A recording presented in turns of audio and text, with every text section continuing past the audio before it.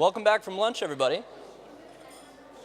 So as everybody's settling in with hopefully after getting some food, after getting some beverages, it looks like we have some wine on the table, which is great. It's Saturday afternoon in Berlin.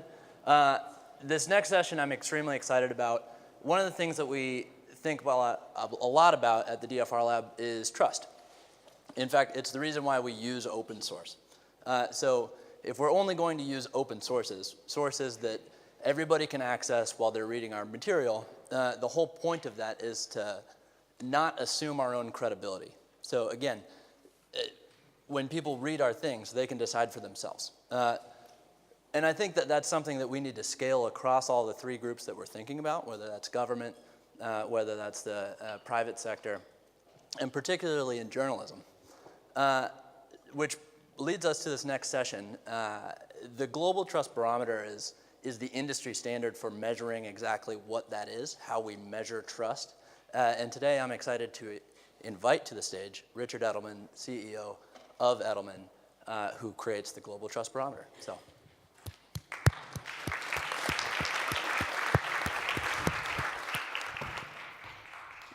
Hello, everybody.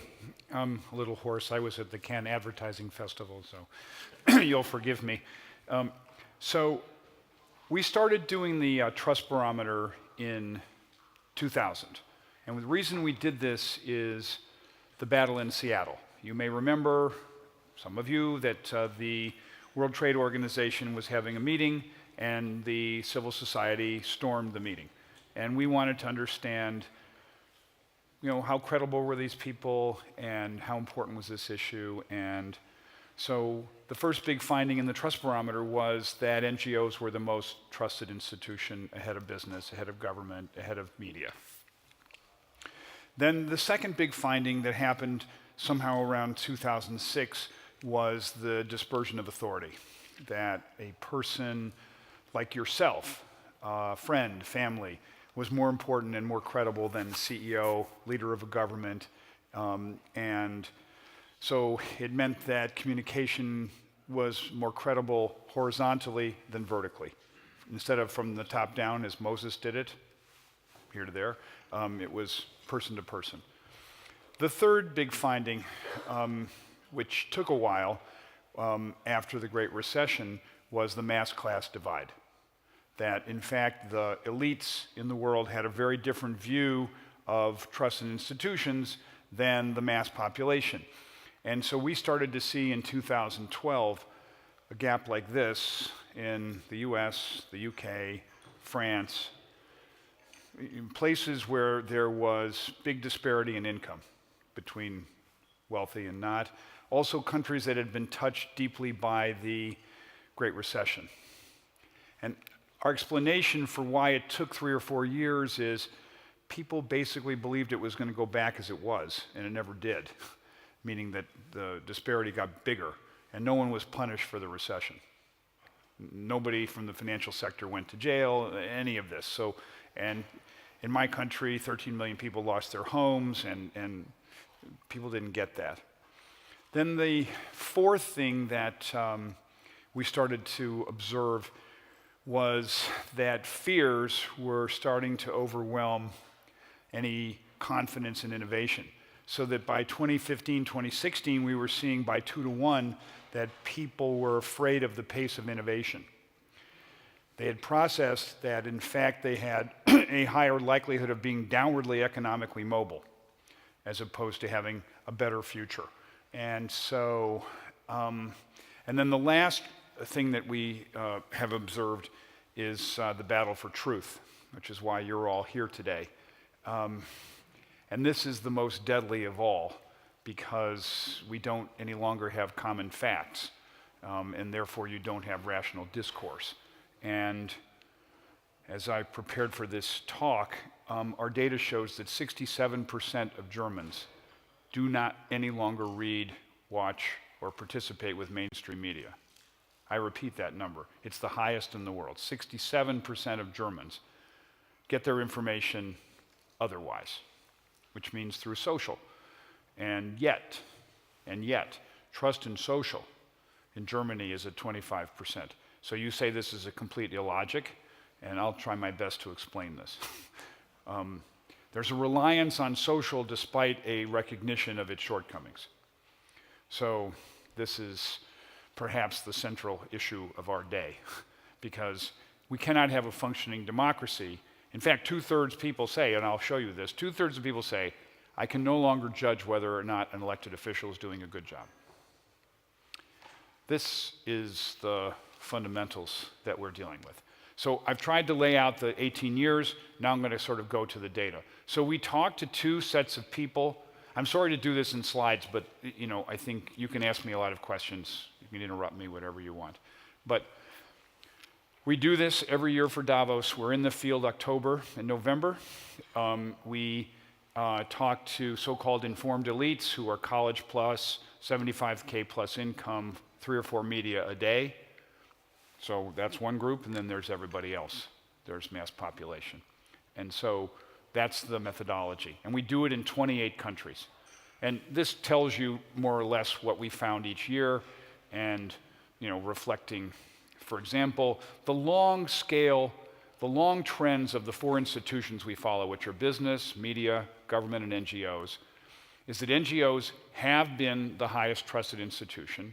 Business is the most kind of mobile, ups and downs, tending to track with economics, meaning if the economy is going well, trust in business is high. Also, government was ascendant and then descendant, meaning great bailing out from the recession, and then a deep slide. And then media has been like an airplane running out of fuel. It continues for a while, and then this year was moving to the least trusted institution in the world, media. So there we are. So more or less, it is now business and NGOs up here, government, media down here. And that's where we are. So this gives you the slide. It tells you across 28 countries that there is a gap between elites and mass. More or less, the mass population is more skeptical by about 10 points consistently around the world. It also tells you that, again, the business and NGOs are grouped, but business actually passed NGOs this year for the first time. So in more than half the countries, business is more trusted than civil society. I think for those of you who represent NGOs, what's happened is there's been great trust in you and a lack of perceived delivery, perhaps excessive expectation, and therefore non-delivery on Zika or some of these other issues, and perhaps unrealistic. They sort of look to you as the saviors, and you didn't save them, and so therefore we're skeptical of you, like this. So I want you to understand that this green bubble is the countries below 50% in trust, and it's 2/3 of the countries of the world. And some countries here would surprise you. So historically, Western Europe's been skeptical. It's been the kind of most skeptical part of the world. But there are countries in here where the population has felt aggravated and disappointed by events. So for example, Japan, after Fukushima, the country's never recovered in terms of trust because the government lied to them. That's their perception, and media failed them. And business definitely failed them. But there are some countries that have been hurt by bad economic performance, but there are also ones that have performed okay economically that are still in there. So, this is 2/3 of the total countries. Now, whoops, sorry. But I want to show you, sorry, somehow this slide didn't come. The elite population, there are only 5 countries that are in the distruster category. So the gap between the mass population and the elites is gigantic. More or less between 10 and 15 points now in most countries in the world. Okay, media is now the least trusted institution. As a person whose dad was a journalist for part of his life, many of my friends are journalists, this is a very depressing statistic. The only countries in the world where media is deeply trusted are authoritarian. Therein lies the great contradiction. China, the UAE, like this, Singapore. So, yeah. The more democratic, the less trusted the media. That's a sad state. Why? What's going on here? Well, there's deep concern about the pollution of the ecosystem. And we put orange in the countries where there's the highest level of concern, but more or less, fake news is a weapon. But for the first time, we now see, though, a separation of trust between classic journalism and platforms. And I'm going to get more specific about this, but more or less, you can see that there is a up and down, sort of like a dolphin kick, for the various aspects of the media. But now we see real separation. And the separation is most profound in these 4 countries. Traditional media may actually have an opportunity here. We're at 60+% trust in most of the large democracies. The problem is that too many people have turned off of the sector. So for those who trust, there's actually rising trust in traditional media. So this is what's happened, for example, with Democrats in the United States. They look at the media as the last bastion of hope in a crazy world. But there is a whole other group of people who've just signed off. But I do want you to note the low levels of trust in social, which has actually happened first in Europe and now in the US. Yes, please. How does the trust in journalism versus platforms, what about this new breed of so-called independent investigative journalists with no journalistic qualifications but who exists on social media and yet proclaims themselves as a journalist? Where do they fit in the trust scale? I would say they'd be social. Okay. Yeah. So this is the statistic that most bothered me about the Edelman Trust Barometer this year. And it's 50%, but in Germany it's 67, in France it's 61, in the US it's 55% are disengaged. What does that mean? It means I consume news from mainstream media less than once a week. And so let's first talk about the other half of the people. So they fall into 2 buckets. One is a classic news consumer, somebody who just reads the paper, and then the other half of the group is reader and amplifier. So people definitely want the sort of Huffington Post effect of story plus comment. And the question is, how can we get the 50% somehow back?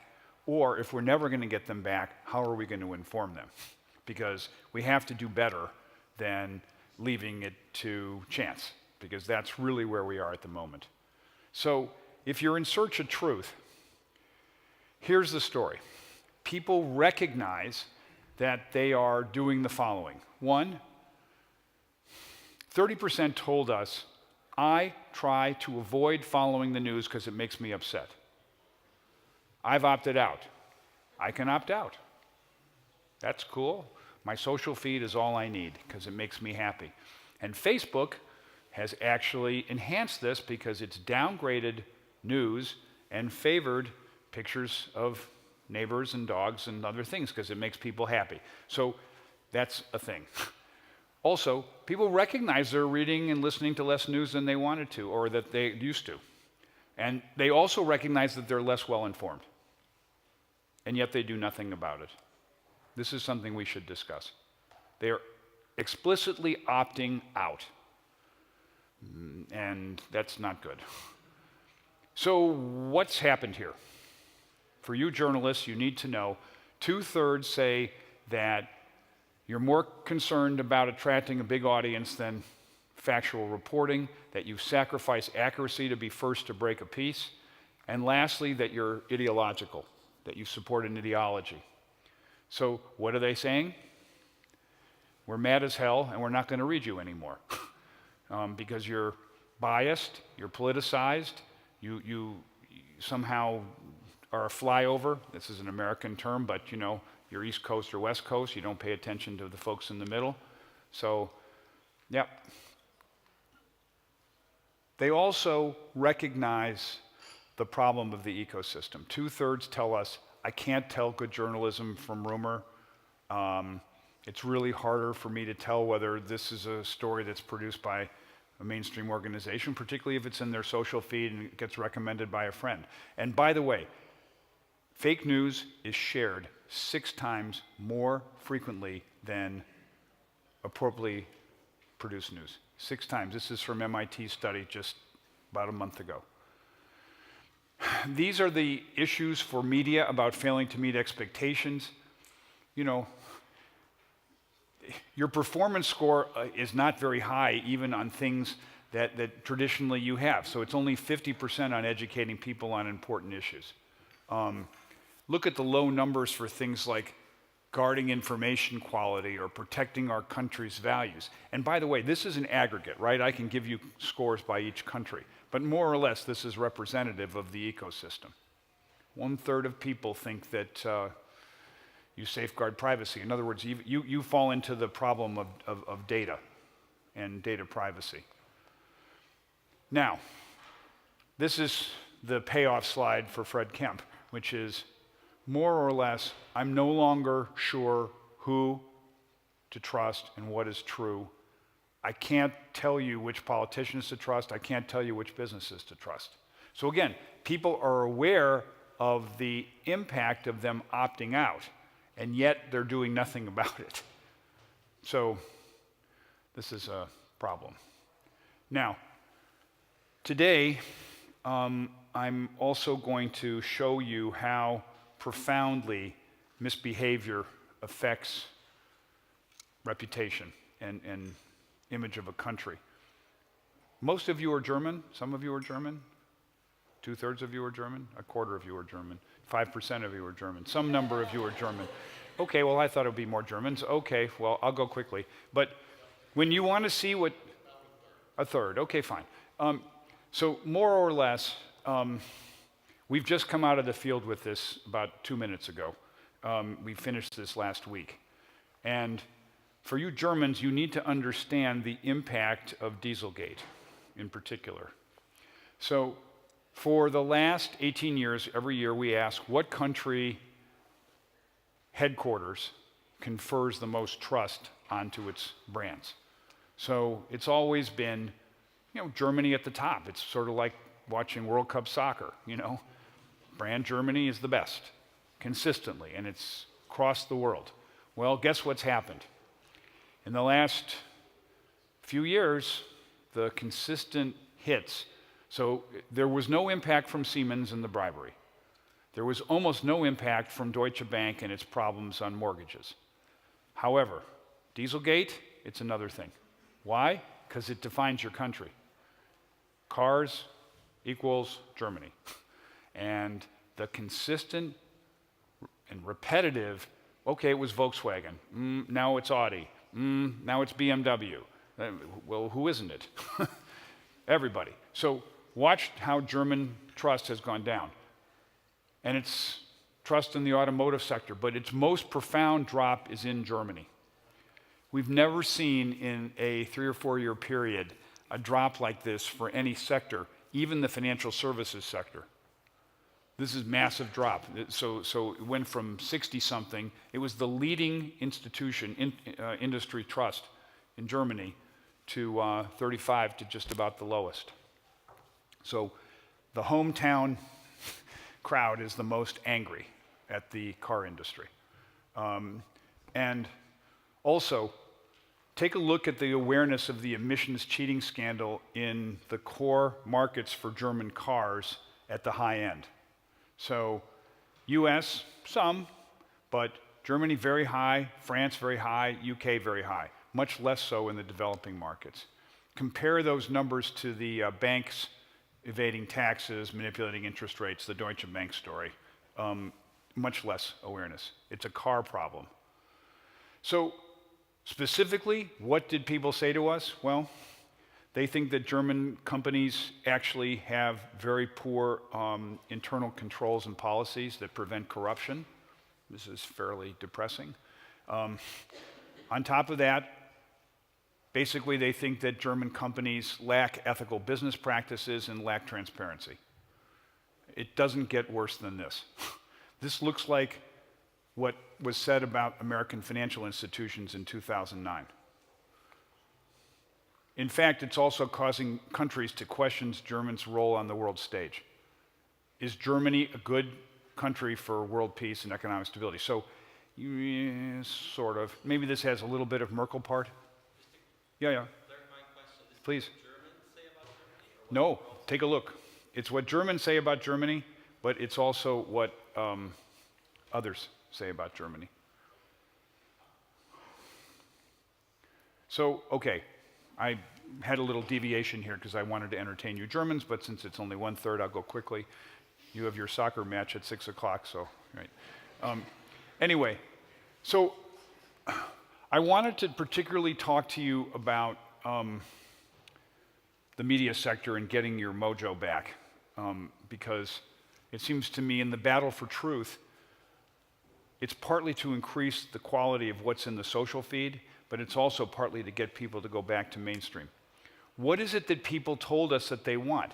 Well, they want you to be rigorous, clear, and accessible. And so the transparency is partly about how you present the information, but also how you produce the information, so that there's some sense of, okay, we can believe that these people are objective as opposed to, otherwise. Also, take a look at this, because what matters here is the interesting flip back to voices of authority. This is new. Remember I told you that the communication was horizontal, that was peer-to-peer.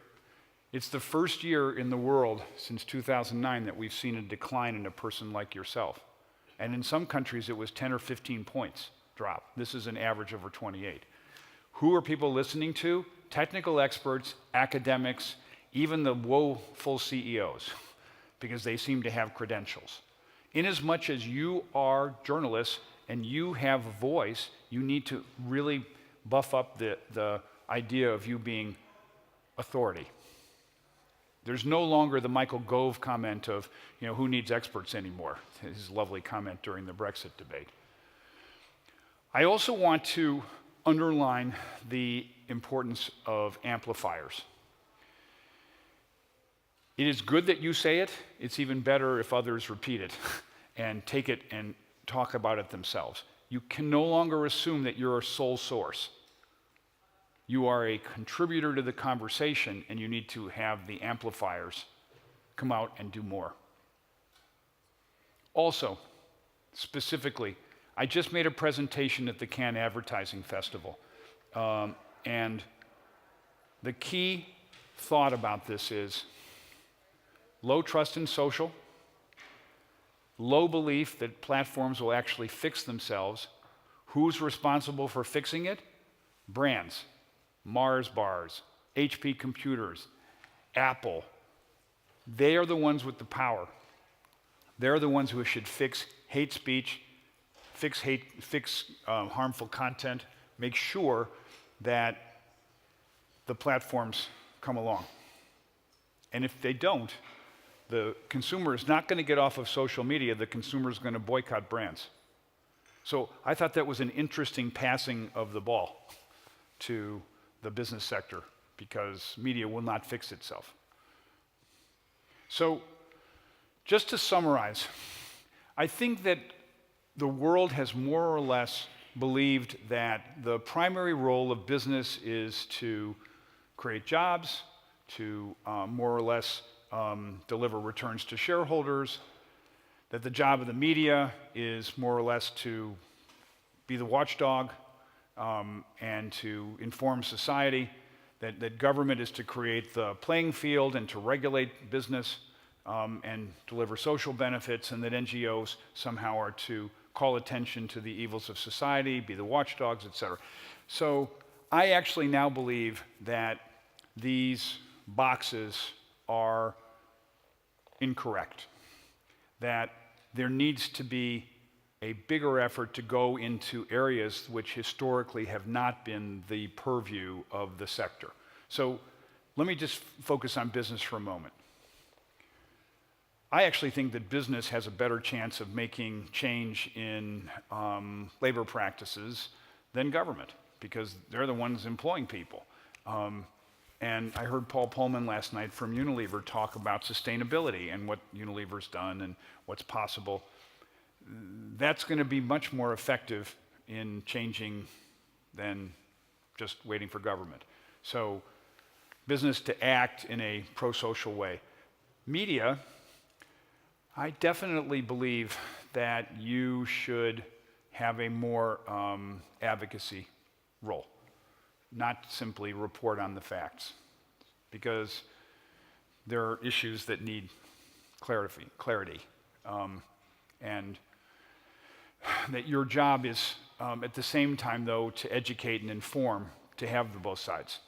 Even if you're a right-wing publication, you have some responsibility to be in a debate, and so that people can see the facts. I think government actually has to do a bigger job of driving economic prosperity, of not just sit back. So for instance, there are 3 million Americans who drive trucks, and they're all in the next 10 years going to be out of a job because we're going to have autonomous vehicles. So who's doing what to whom? And are we going to wait till this becomes a crisis before we do the training? This is a big mistake. You know, the people who voted for Trump in part did that on the basis of feeling that they're not going to have jobs and that business is just going to sweep them away. That's one possible way to have a reaction. It's a little bit of an overreaction. And then civil society, I think actually has to partner with other sectors, can't do it themselves. Better to be in the tent making the meat than just sitting outside and throwing potatoes. So, in fact, if I could just summarize on trust, we really have a continuing unwinding of the trust equation. People relied on progress, personal development. They relied somehow on enough information to make decisions, and they relied on a sense of society as going in the right direction. And we're going backwards. And the net result of this, as you can see across the world, is Trump, Erdogan, Five-Star Alliance.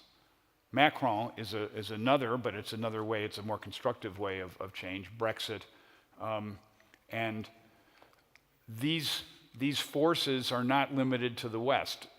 We see this now in Brazil, which is a function of corruption. We see this with Obrador about to be elected in Mexico. So my sense is that we're really at a point here, particularly around the battle for truth, and that we have to find a better way to inform the public. Because without that, we are not going to have rational. We're going to have fear-based decisions. And I hope that all of you play your role in making this battle for truth something around your number one commitment.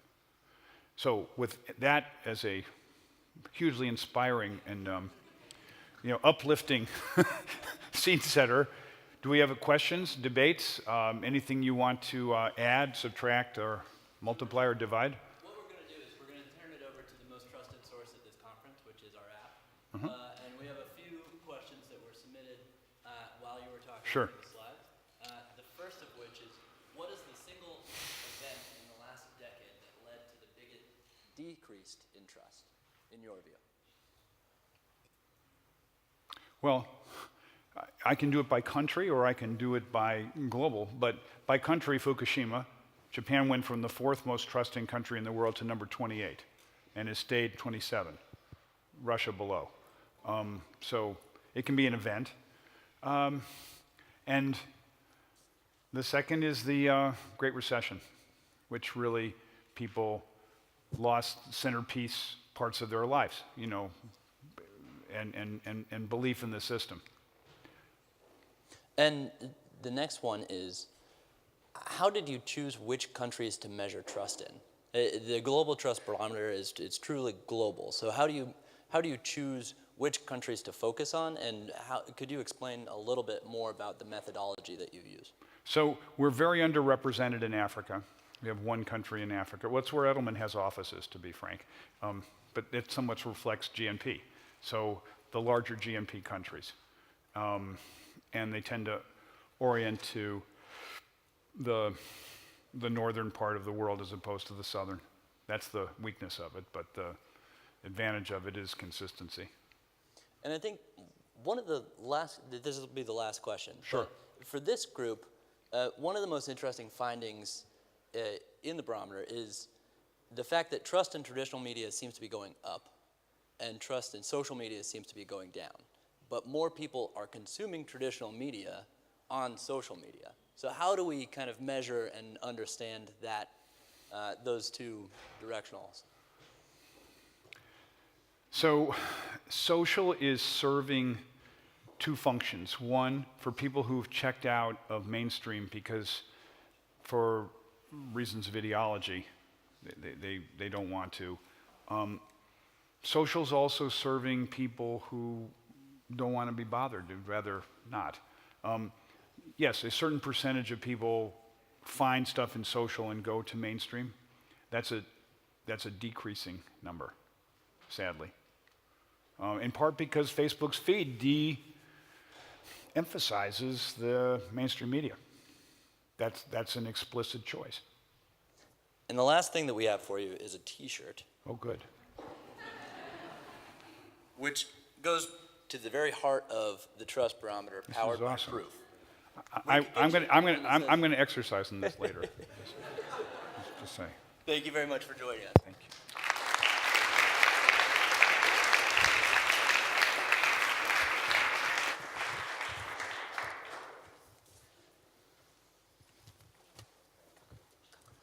So, ladies and gentlemen, welcome back. I hope lunch was good, and I hope you've all had a fascinating time so far. It's about to get even more fascinating. We're going to be talking about What the Fact, which is a wonderful logo for a T-shirt. I'm just putting that out there. Great logo for a T-shirt. It's a great pleasure to introduce Katie Harbath, who is the Director for Global Politics and Government Outreach at Facebook, and Maria Ressa, who is the CEO and founder of Rappler. Ladies, over to you.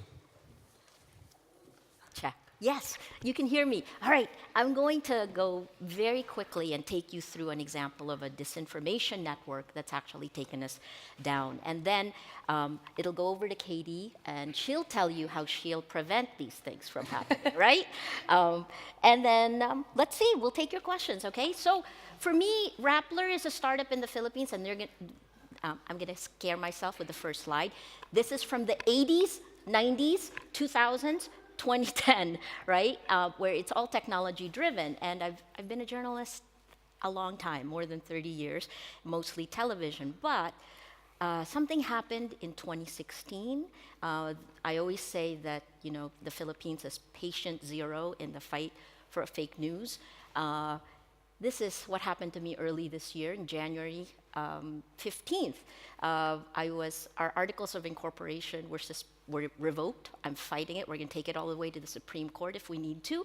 And then in addition to that, because we stood up, I had more cases thrown at me, 6. 8 government agencies attacked. And then we had this. I had a tax evasion case. I pay my taxes. Overpay, actually. 6 months earlier, the government said, we're one of the top taxpayers, but then we're summoned for this. And then, of course, I couldn't shut my mouth. This is clear intimidation and harassment. And then it came down to this. It says, The Guardian said, the woman taken on Duterte in a press freedom fight in the Philippines. I don't want to take on Duterte. I just want to be a journalist. And the big question, what happens when the government uses Facebook as a weapon? Poor Katie, she's been with me for 2 days. So, why the Philippines? January 2017, look all the way over here. The Philippines is #1 in the amount of time spent on the internet. January 2018, number one in terms of the amount of time spent on social media. So we're a petri dish. Again, I go back. So there are two cases of impunity that we've really been fighting. You've heard, I'm sure, about the drug war in the Philippines. This graphic is from the Philippine National Police's Facebook page. I think they made a mistake, but they actually admitted the number of people they killed. Whoops. Sorry. Fighting illegal drugs, #real numbers. So Rappler always went to the death toll. There was a period of time in July of 2016 that our reporters would come home and it would be a minimum of 8 bodies a night they would see. Well, in December, the government admitted they killed nearly 4,000 people. Just for comparison, in 9 years of martial law, 3,200 people had been killed. So about 4,000 that the government admitted were killed in police operations. And then look below, 16,355. That's how many people were killed under this category that was created called deaths under investigation. How many people? That's 20,000 people killed. 20,000 people killed in a year and 4 months. What's fact? We don't know. That is the first casualty in our war for truth, and we keep asking. Okay, here's the information warfare. The difference between the real world and the virtual world. Up top is the real world. That's the Pew Global Attitude Survey, January this year. 86% of Filipinos said that they believe traditional media is fair and accurate, 86%.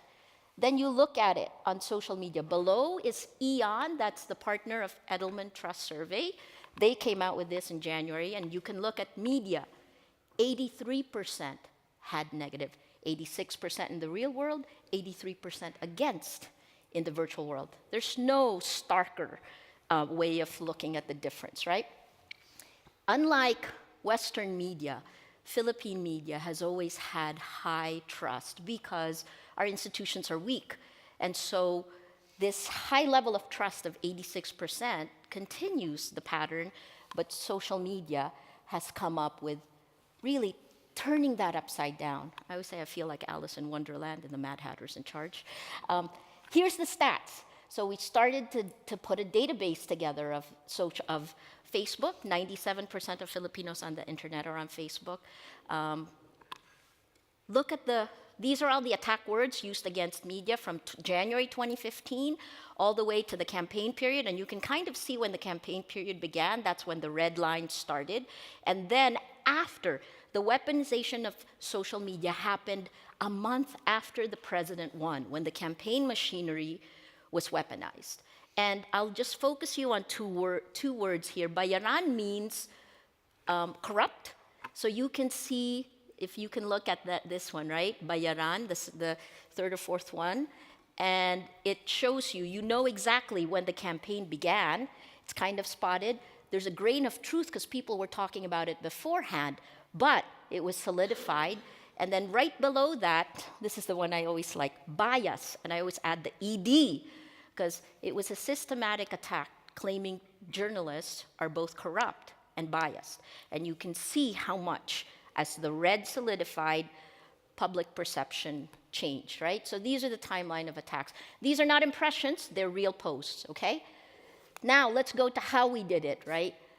This is the database. On the left side are the URLs of websites that are spreading, in quotes, fake news. They're part of the disinformation network that we started to track.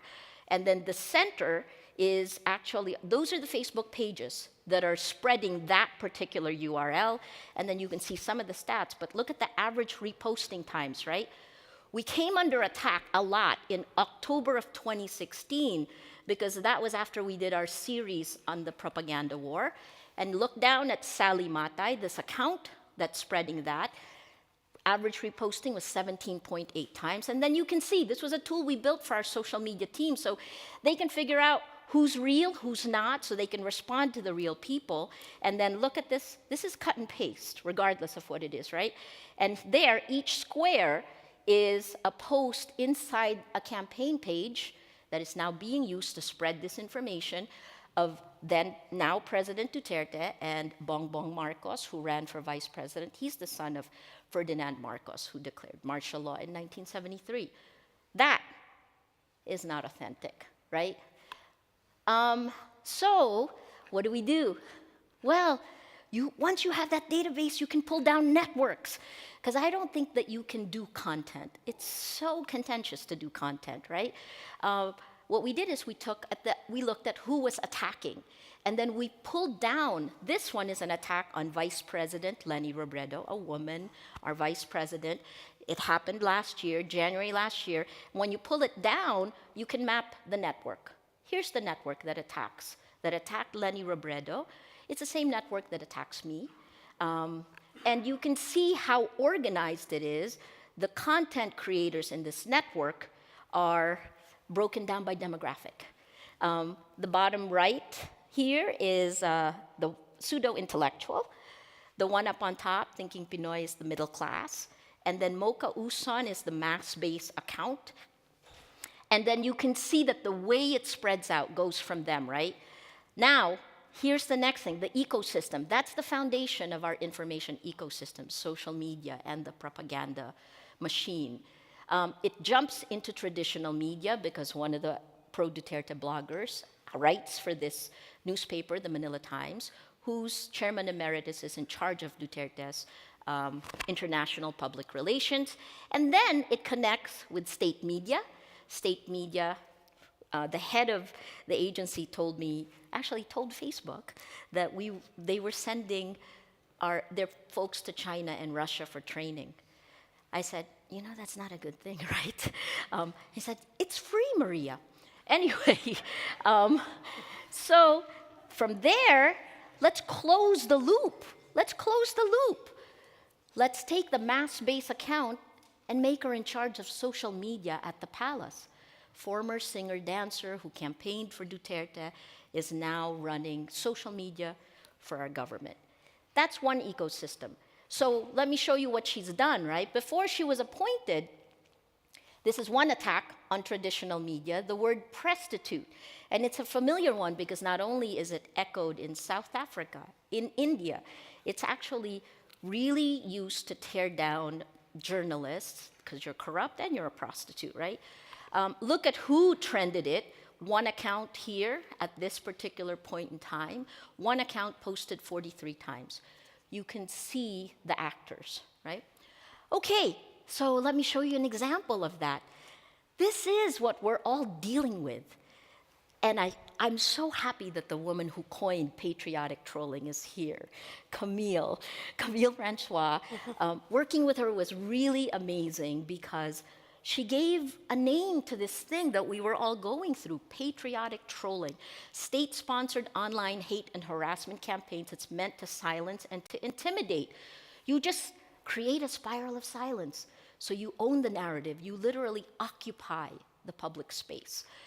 You flood the market with false news, with disinformation. Women are a favorite, easy target. There are 3 steps in the Philippines that we've documented. You attack the credibility, allege corruption, repeat exponentially. Then, step 2, use sexual violence, inflame the biases, fuel misogyny, degrade that person as a sexual object. And finally, step 3, if you want to arrest them, trend this a few weeks before you mean to arrest them. Laila de Lima was our former commissioner on human rights, former justice secretary. She is in prison. She's gone through all of this. Her dignity has essentially been stripped, and she's been in prison for 16 months now, more than 16 months, without a trial. So they did try to trend #arrest Maria Ressa, but it was a year ago, and I'm still here. So, and it started here. We've just ran the transcript of Trump's call, his phone call with Duterte, right? And based on that, the one who's the middle-class account posted this. Rappler just made the Philippines a legitimate target of North Korean nuclear missiles. When you read it in Berlin, it looks so funny, right? But people believed it. And from there, so this is the first time I saw #arrest Maria Ressa. It jumped to a Twitter account that was used during the campaign. Ipatawag na yan sa Senado, call her to the Senate, #arrest Maria Ressa. And then it jumped to a real person. I can smell the arrest and possible closure of Rappler.com. This was a year ago, before they tried to shut us down. And then, here we go with the sexual. Maybe Maria Ressa's dream is to become the ultimate porn star in a gangbang scene. She's so desperate to get laid. Not true. And then, here we go with this last one. Me to the RP government, make sure Maria Ressa gets publicly raped to death when martial law expands to Luzon. It would bring joy to my heart. The only defense we have is to shine the light. When I posted this, within 12 hours, the two boys, because they're boys, they were both seniors in college, their schools notified me, right? What's happening to our next generation? What are the values that we're putting in? I'm just going to put this out there because on two fronts, so I'm speaking as a journalist, you're going to hear from the platform. The platforms for journalists who are here, we know that our business model is essentially dead, right? And now with the government attacking us, we've essentially said, we're going to stand up to it. But we're standing tall, and we're going to continue to do that. And the hashtag we're using, of course you gotta have a hashtag, right? Hashtag hold the line. We're gonna hold the line. Have you ever been harassed? Sorry, stop. I'm gonna leave you with this. 1 minute, 30 seconds. I spoke to you, thank you for giving me the chance and listening to our story. But Filipino journalists are really coming together in a whole different way, and we can win this. So this is 1 minute, 30 seconds. Other friends of mine, other journalists who are trying to hold the line. Have you ever been harassed because of your work? Yes. Have you been threatened online? Ay, oo. Have you been called biased? Yes. Have you been called stupid? Yes, plenty times. By idiots. Have you been called disrespectful? Yes. Have you been accused of corruption? Yes. Have you been called ugly as a response to any story? Yes. Have you been called fake news? Oh yeah, they always say I'm fake news. Anything that's critical is fake, right? Have you been accused of being an imperialist spy? Yes. Have you been accused of being a communist operative? Yes. Have you been accused of working for the CIA? Yes. Have you been sexually harassed as a journalist? Yes. Has your family been threatened, harassed, or alluded to? Yes, it has. Specifically my daughter. When she died, there were a lot of people who made fun of that. Have you been threatened with rape? Yes. Yes. No, not me, but my family. Have you been threatened with violence? Yes. Have you been threatened with death? Yes. Have you been told how you're going to be killed? Yes. Has the violence been described to you? Yeah, blow my head off or bury me alive. What will stop you from reporting? Nothing. Nothing. Nothing. Death. You have to kill me.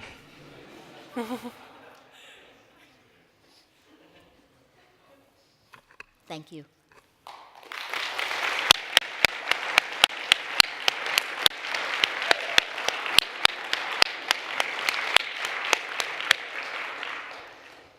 So Maria and I have known each other. We actually first met when she interviewed me for the Philippines elections on Facebook Live. And she raises and continues to raise a lot of really important points about the challenges that we are all facing online. And it's important and one of the things we are trying to do at Facebook is making sure that we can continue partnerships and continue having dialogues so that we can continue to get better. And one of the things I want to talk to you about today before Maria and I have a little conversation and take some of your questions is talk about the ways we're working to protect election integrity on Facebook. We also, just before I forget, I want to put a plug. If you have not visited our activation back there at a break, please do so. Tom and Annika on my team would be happy to walk you through some of these things again, and there's even, if there's some swag left, we've got some of that too for you. Let's see if I can get, there we go.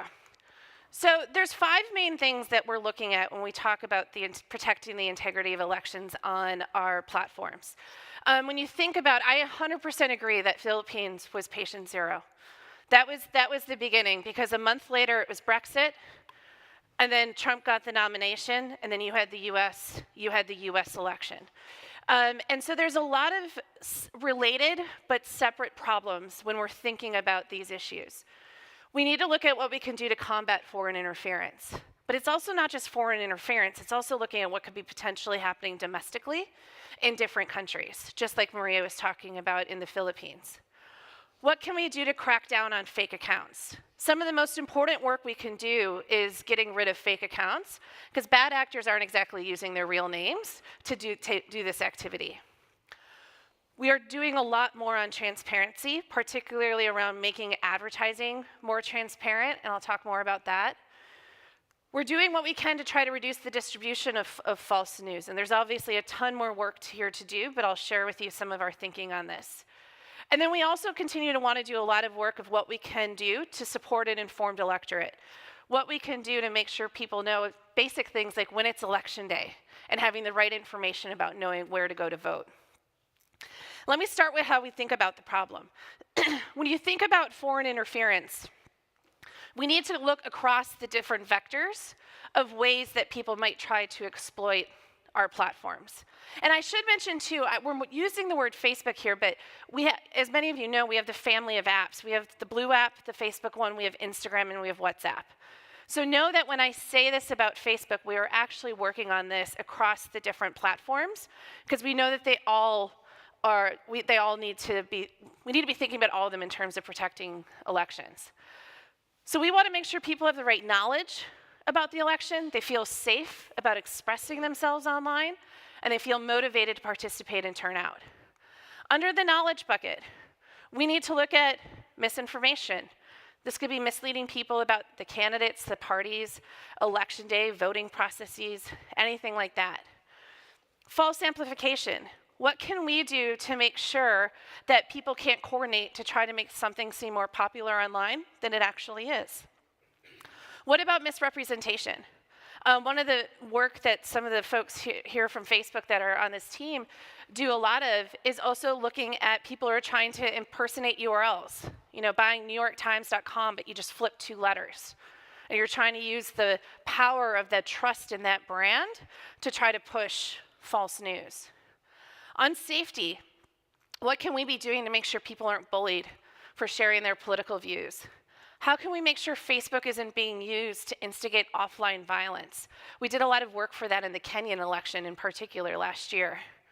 What can we also be doing to help people keep their accounts secure? I'm sure everyone in this room is very familiar with two-factor authentication, and I'm sure you all have very, very strong passwords on your accounts.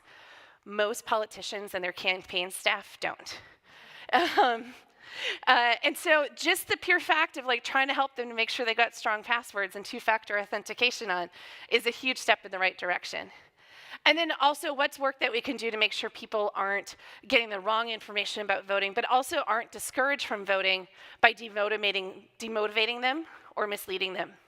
So when we think about combating foreign interference or even looking at how domestic actors might be trying to exploit the platforms, we need to look across these different vectors.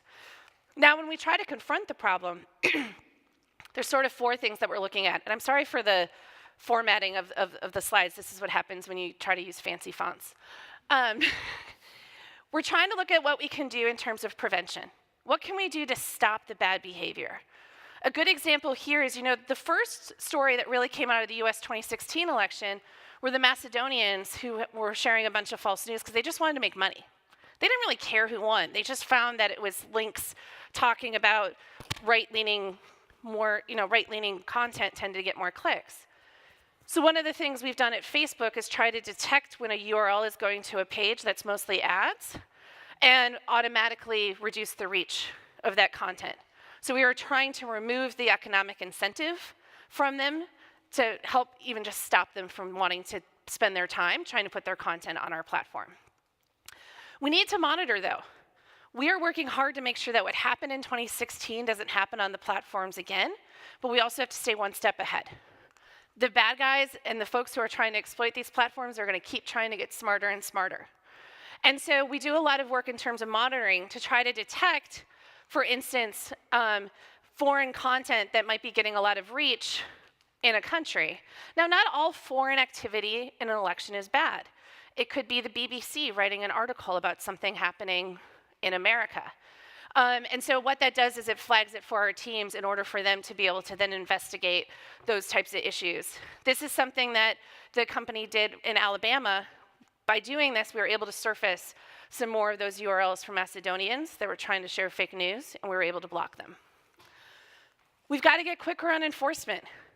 By doing this type of monitoring and looking for this type of activity on our platforms, we are encountering issues and potential policy issues and consequences that we haven't necessarily had to think through before. So we need to get quicker on how can we enforce on these things and make sure we're making the right decisions so that we aren't taking down legitimate speech. And then we have to constantly be doing research. We, ahead of every election, we try to start about a year and a half, 2 years out from an election to do research in that country to understand the risks that they face and how they think about and how they engage civically and how they engage in elections. So then that way our product teams and others can be thinking about what is it that we need to be building and what it is we need to be monitoring for their particular country. In terms of fake accounts, we have committed, when we look at fake accounts, there's a human aspect to trying to find these and take them down, and we've committed to increasing our teams on this from 10,000 to 20,000 over this year. But then there's a lot of work that we do on the automated side. We are constantly running scripts and systems in the background to try to find, particularly automated ones are easier, and we take down millions of those at the point of creation. What's harder is determining a count where it's just rooms of people, not just like yourselves, but rooms of people, creating profiles, not using their real name, to try to push out content. And this is where we try to use more machine learning. My dad, I got him on Facebook finally last June, and it only took me working there for 6 years before he finally agreed to join the platform. But when he first joined, he only liked my mom, my brother, my sister, and I. He didn't really post a lot right away. Now he does these really funny dad selfies. But that's a typical beginner user. Whereas if somebody that's creating an account just to push out content might be friending hundreds of people right away and doing 20, 30, 40 posts right away in their feed. That could be an indication to us that maybe that account isn't real. We're also doing a lot of work on ad transparency. So in the United States, we launched at the end of May that now if you want to run a political or issue ad, you have to get authorized, which means you need to submit to us your ID so that you can prove to us that you are who you say you are. And we actually send you a letter to your house with a code to also make sure that you're located in the United States. And now if you see an ad from a candidate, political party, or anybody else in your news feed, it says paid for by, and it has the disclaimer. Here, I'll show you what it looks like in feed. So when you're seeing it, you'll see that we encourage you to click on it to get additional information. A unit pops up on the bottom of that with a longer disclaimer, and you can go see this ad in the archive. These ads are going into a 7-year archive, and you can actually see that archive in that activation that we have back there, where you can see the range of impressions that ad got, how much was spent, and the age, gender, and location to state level of who saw that ad. You can see all the other ads that that page is running, but you can also search by candidate, political party, issue, group, whatever search term you want, to see the ads that people are running about that. Next week, we are going to be rolling out our View All Ads feature. This is where globally, you're going to be able to go to any page on Facebook and see the ads that it's currently running. This is another step for us, for people to be able to see and provide more transparency into the advertising that pages are doing, regardless of if you're being targeted or not. Finally, on the work that we're trying to do around false news, there's 3 main things that we're looking at here. First, removing that content and actors that violate our policies, whether because they're fake accounts or the content or what they're saying violates our community standards. We want to reduce the spread of problematic content. Clickbait's the best example here. If you were putting up a post on Facebook, sharing a link, and the headline is something like, "Woman jumps in pool, you won't believe what happens next." We are trying to do more to be able to detect those types of headlines and immediately reduce the distribution of them. And then we're also working with fact checkers like Maria and many others to help us to identify potential hoaxes. We use a variety of signals. We look at user reports. We look if people are in the comment section saying this is fake, this is false. And then the fact checkers review and rate that accuracy. And then if they determine that it's false, we take action. And now if you happen to, so we reduce the distribution, but let's say you go to a friend's profile and there's still that link there, you're gonna see the articles from the fact checkers and it's gonna be labeled as fact check. In addition, we send a notification to anybody who shared that URL after it was deemed to be fake. And then if somebody still tries to share it, we warn them one more time that maybe you don't want to because it's false. Now, we're continually trying to get better and better at this. We just recently announced this week that now, too, if a fact checker marks a story as false, we are now going to proactively go out and look for other stories about that topic to try to more quickly reduce the distribution of those. So we're trying to use a combination of all of these things to try to do better at reducing the reach of all of this. So I know I'm going a little bit long, so just two more really quick things. We're covering about 40, 50 elections over, particularly looking over the next 2 years. And we're getting better with each election. We have Turkey tomorrow. Turkey has an election tomorrow. Mexico has their election on Sunday, or in a week on July 1st. With each election, we are getting better and better with the systems that we're trying to deploy. And then finally, there's still a lot of work we're doing on civic engagement. Facebook can still be a place where people can, some of you may have heard about the fundraiser that happened in the US where $18 million was raised, about the situation that was happening at the border. What we try to do with our civic engagement products is making sure people have the right information about the election. In the US, in 2016, we estimate we helped 2 million people register to vote. And then we also saw that there was a 6% increase in ballot knowledge by us showing people all of the different candidates that were on their ballot. So with that, I just want to say thank you. I really appreciate you giving us the time. And now Maria and I can have a little discussion, and then we'll take some of your questions. So Katie and I are what you would truly call frenemies in terms of I like the term Rappler loyal and Facebook. antagonist. Loyal antagonist. Because, truly, we know the best part of Facebook. Rappler could not have grown as fast as it did without Facebook. At the same time, Facebook is the platform where we were also attacked, right? So I love this stuff of really taking action, right? But how do you ensure in the countries that are outside of the West that, you can actually make sure elections run? Let's start with elections and then the others. Well, I think elections are, these issues that we talk about, false news or any disinformation, are issues that are happening all of the time. It's just they tend to be mostly amplified during elections.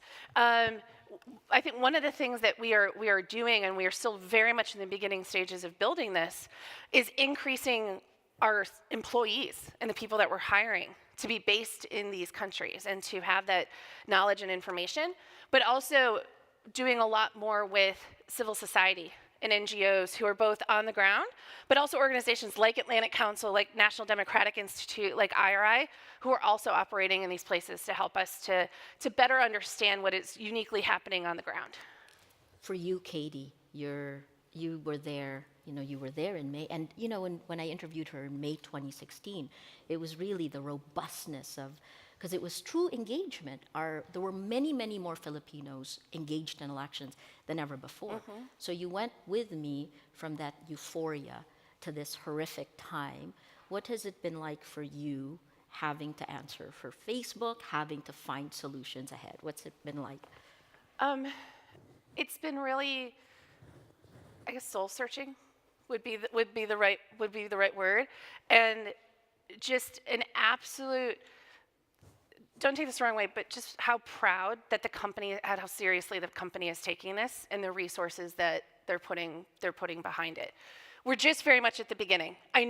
We know that there is so much more that we have to do. We know that, but we also know we can't do it alone. And so I'd actually turn the question then also to you as well. You know, I mentioned we're partnering on third-party fact-checking. Yes. How do you see the partnerships between platforms and media and other groups to be working together to try to solve these problems? Absolutely necessary. I mean, there's no way. So we see things as journalists that the platform would not, and we do things as journalists that the platform shies away from. Although, as you know, I push all the time for Facebook to really, you're the world's largest distributor of news now, whether you take action or not. So for me, our future is really intertwined and interlocked with yours. And in my country, I want you to do a good job much faster. And I'll turn that around in the global south, right? So it took the West, it took Europe and the United States taking action for Facebook to really take action. Yeah. Because you do know, so I feel like Cassandra, guys, because I've been talking about this for 2 years, for those of you who know me. What will you do in the global south, where in our countries, Sri Lanka, Myanmar, Vietnam, the Philippines, if Facebook takes too long, it means someone dies. You're 100% right. And I think one of the things that I agree with you about the speed. I think one of the challenges that we are facing, though, is also the skill sets of the people we need to solve these problems. These are jobs and skill sets that have never existed before. And so it's not for lack of wanting, but also just in terms of being able to speed up that fast, which I think we are absolutely committed to doing. But I think also that's where the partnerships come in to play for people that are already on the ground. And we're not going to get it 100% right. This is, we've been talking about how we're kind of having to identify the problems and the solutions all at the same time, and keep working on that. So, this is going to be a long-term partnership, but one that we need to start finding solutions now. And we'll help. Questions from the audience? I don't know if they were put them up on the screen. Here we go. Which one do we want? Hi. Please. Alex here. Thanks. Alex. Hi, Maria.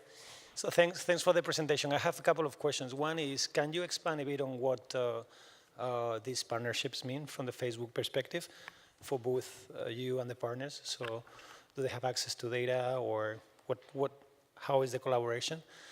The second one is about data and openness on the data in the platform. There is both private data and public data. Yep. What are the plans there, and any chance for the rest of the ecosystem to also help? Thank you. Absolutely. In terms of the partnerships, and Maria can speak to this too, at least for the third-party fact-checking ones, we give them access to a dashboard where they can go and they can see all the URLs that we think might be potentially hoaxes or false, and then they can take it from there in terms of doing their work. And then we're also partnering with the DFR lab. And so as they're doing monitoring in different places, they're flagging those things for our team. And we're really collaborating on trying to see what's happening on the internet and how we might be able to solve some of those problems. So one of the things that we're doing with Facebook is, in addition to their dashboard, we have our database, right? And we're working with other news groups to actually come in to try to scale it, much like we're doing bottom up right here in this one, and then kind of a top-down approach.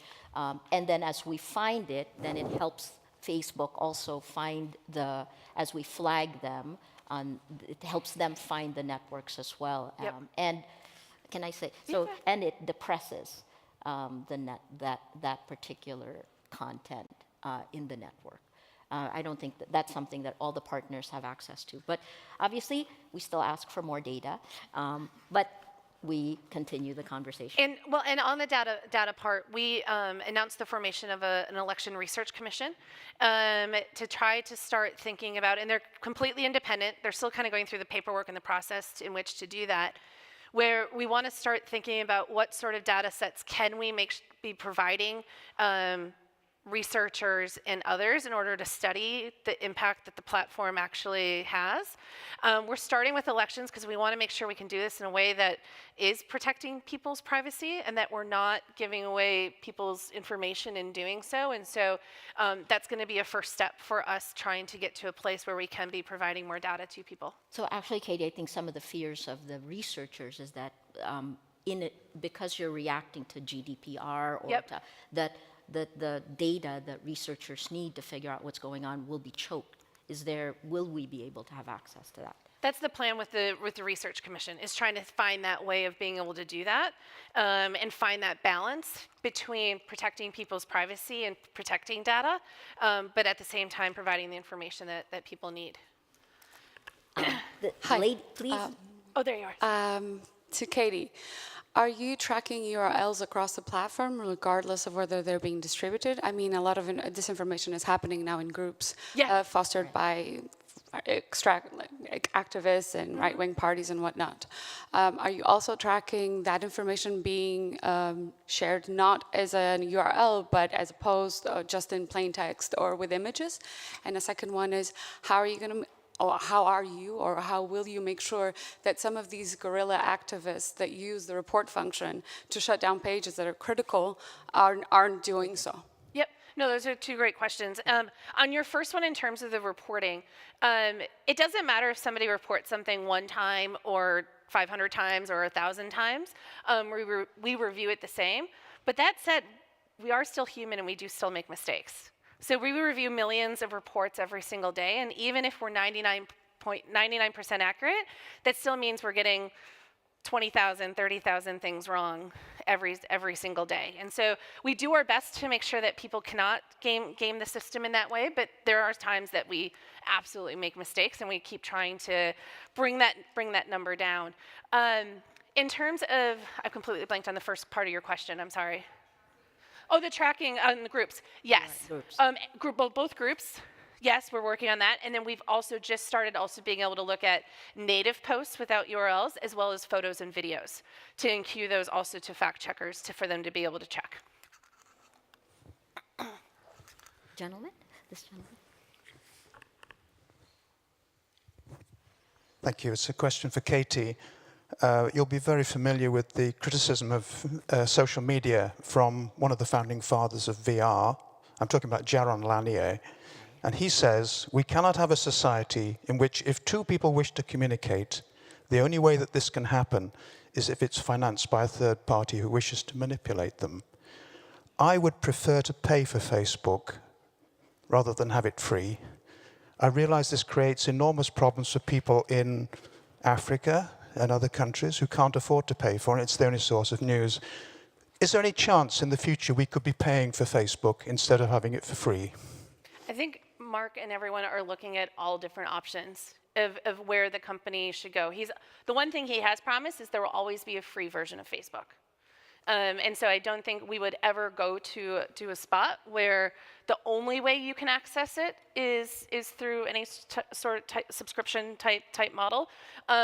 But I would say, we're a company that's always constantly trying to think about what the next right steps are. So I don't have any news to break or anything here on that, but I can say that that's sort of like how we've been thinking about it.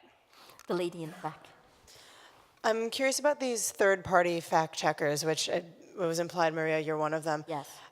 I'm curious as to why they're third-party and why not just have a team at Facebook internally, in-house, that are the fact checkers. I can share my perspective, and then Maria, Sure. I'm curious, sort of what you think. We don't want to be the sole arbiters of truth in this. And we already, and by working with a broader community and a wide variety of fact checkers, we think that can give us better perspectives in terms of looking at the types of content that's on the platform. So I think this is a positive and a negative. I like it as Rappler because it gives us the ability to actually have input into what is real and what isn't real, right? But at the same time, I have the same question, which is Facebook already is. It already is, and we have this discussion also, So for me, almost anything they can do to actually take action. There's been this kind of reluctance to take direct action. And there are lots of reasons for that. But I think that that reluctance has shifted over time.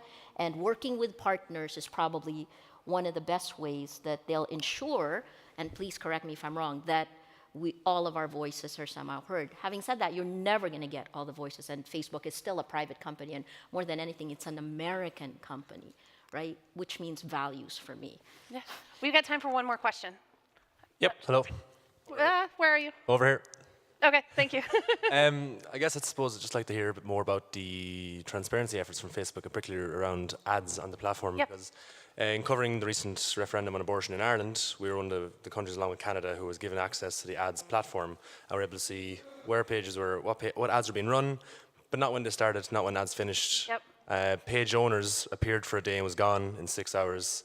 So I guess, and even 2 weeks out from the election, Facebook said they were banning all foreign ads. And yet foreign ads were still running as we collected in databases.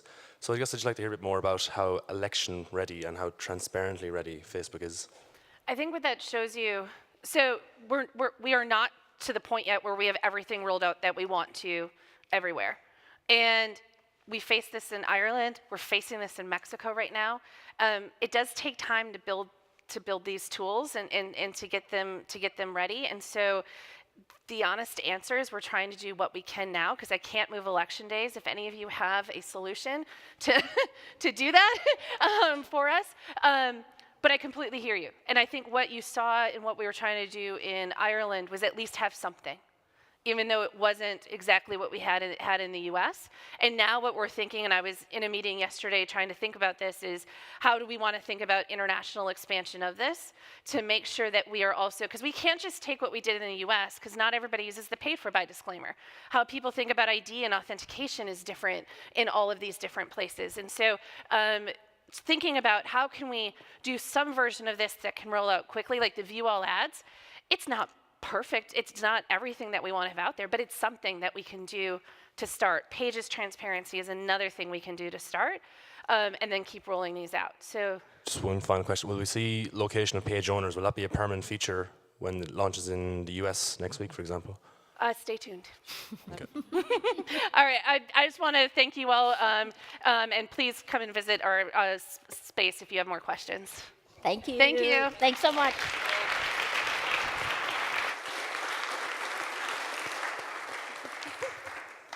Well, thank you very much, ladies and gentlemen. I said it would make a good T-shirt, and our word is our bond, so it makes a good T-shirt. Possibly you think it makes a bad T-shirt. We're moving into the wind down of the day, so we're going to have our final break. In the generosity of our hearts, we'll give you the full half hour. So we'll be back here starting in at 3:15, which is a little bit later than the schedule, but we thought probably giving you half an hour to kind of desaturate would be a good plan. For those of you who are fascinated and awestruck by these T-shirts, we do actually have enough for you guys as well. So on the left, on the way out, there are tables with the What the Fact T-shirts. If you are feeling classier, you can go for Veni Vidi Verified. If you drink lots